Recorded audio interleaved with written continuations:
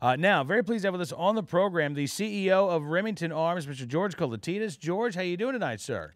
Hey, Cam. Good evening. Thanks for having me on the program again. You bet. Well, listen, I was reading Emily Miller's column in the Washington Times because I never miss one of her columns, and she was talking about how this is the gun owners' election. You're quoted.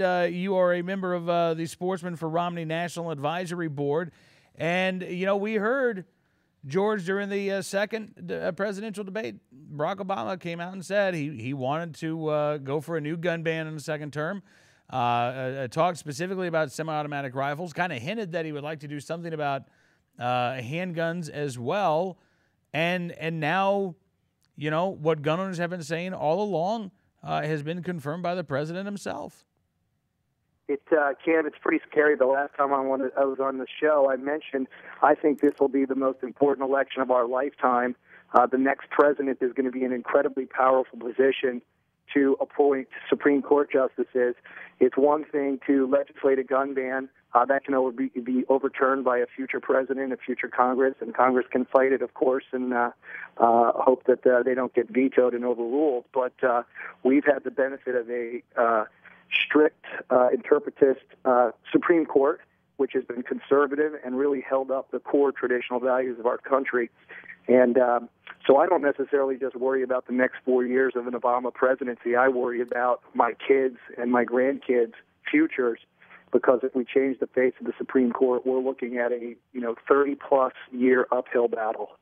No, absolutely right. And you know, to that end, actually, the NRA is out with a brand new ad in several battleground states talking about that very thing, George, and the fact that, you know, we are likely to see over the next 4 years, whoever is president, have the opportunity to put one, perhaps as many as 3 or 4 justices on the Supreme Court, and that will impact our lives for decades to come. We know as gun owners, we have issues like right to carry that are working their way through the court system.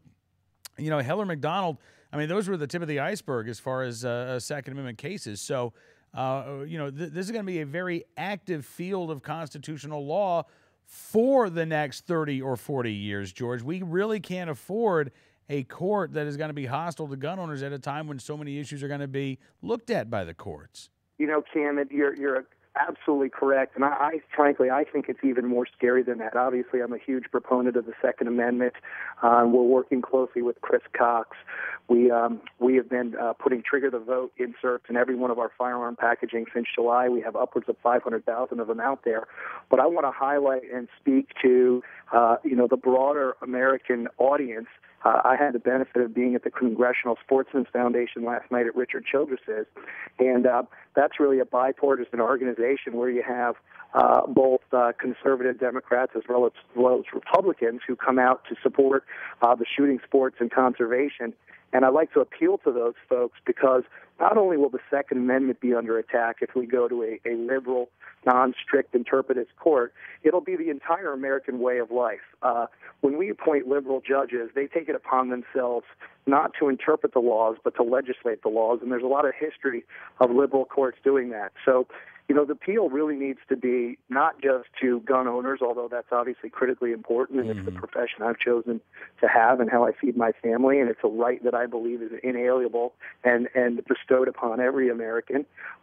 But I think many of the things we think about, all of our freedoms will be at risk. The liberal courts and the liberal politicians believe they know what's best for Americans. They're going to tell us when we have to get health care.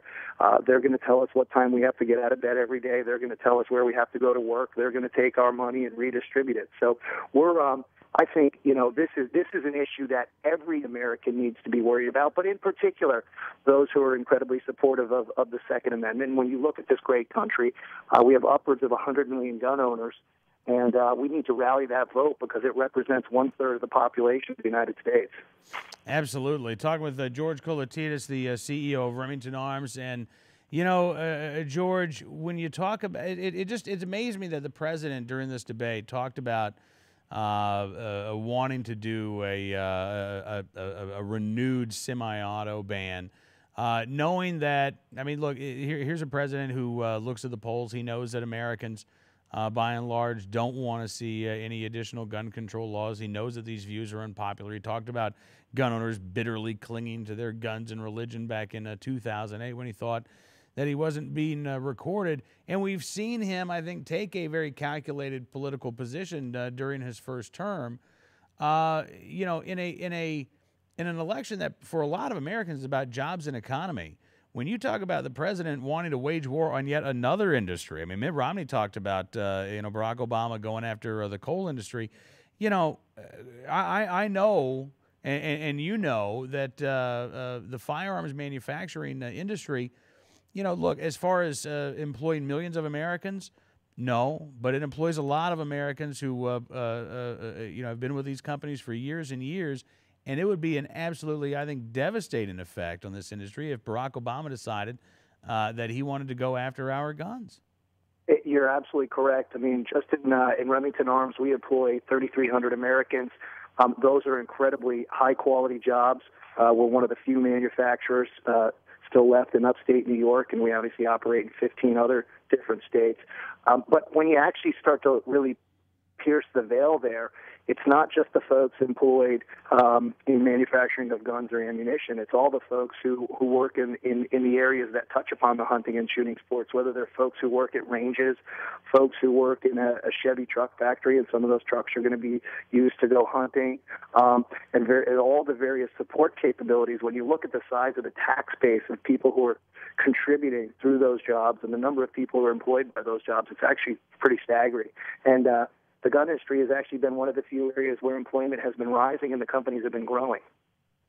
Well, yeah, absolutely. And, I think we'd like to see more of that, not just in the firearms industry, but across the board. I don't know why, again, we would want to go after this industry unless your convictions that Americans shouldn't own firearms far outweigh your need to put Americans to work. Well, you're right, and it's ironic that the general public sentiment is anti-gun sentiment is at a historic low. Folks appreciate that law-abiding citizens own these; they treat them responsibly, and so when they can't get the population on their side, what do? It's what they did here in Cook County. They propose a tax on firearms. Well, we can't legislate them, so we'll tax them, and I find that incredibly disturbing. In terms of the way they're going about this. And I think that's a very interesting statistic. And I was actually talking to Wayne LaPierre about this last night, is that, the Northern District of Illinois is ranked number 89 out of 90 federal judicial districts in prosecuting crimes involving weapon-related crimes. That's fascinating to me. So the county with the second to last worst record for prosecuting gun-related crimes wants to put a tax on guns. Maybe if they just enforce the laws on their books, they wouldn't need to do that. That's a novel concept, George. I'd love to see it happen, and maybe one day it will.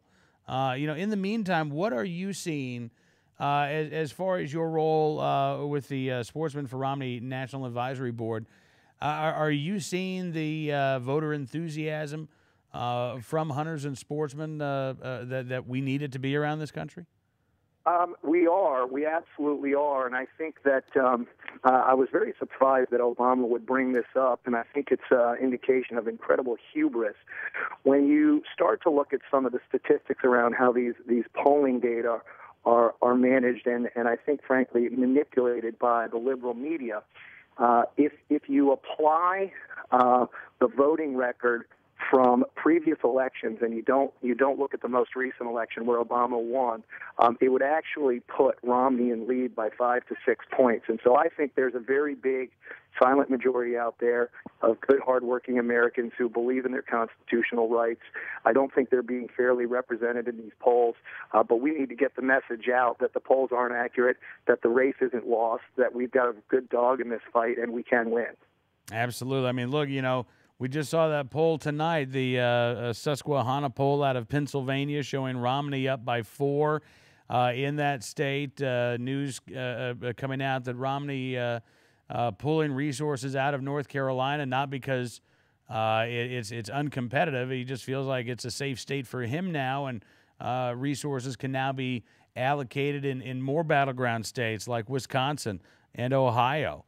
and maybe even Pennsylvania and Michigan as well. So, if you thought that you were living in a state that wasn't going to have an impact this election year, let me tell you, this electoral map is just getting broader by the day, and that means more and more sportsmen, hunters, and gun owners are going to be living in battleground states, and they can be involved, and they really will make a difference. You couldn't be closer to the truth. I mean, you even look at a state like Connecticut, which has been historically a foregone conclusion that'll go Democrat, and there's some statistics that are starting to suggest that state might even be up for grabs. Yeah, listen, if you had told me that, I would have said no way. I've seen the polls for Linda McMahon, which show her, within margin of error in the Senate race. I saw a poll that had Romney down 6 in Connecticut, and again, it's October 18th here. So if the momentum is really shifting, you're right. In another week or two, then that race could be in the margin of error, and we could be seeing all kinds of states open up.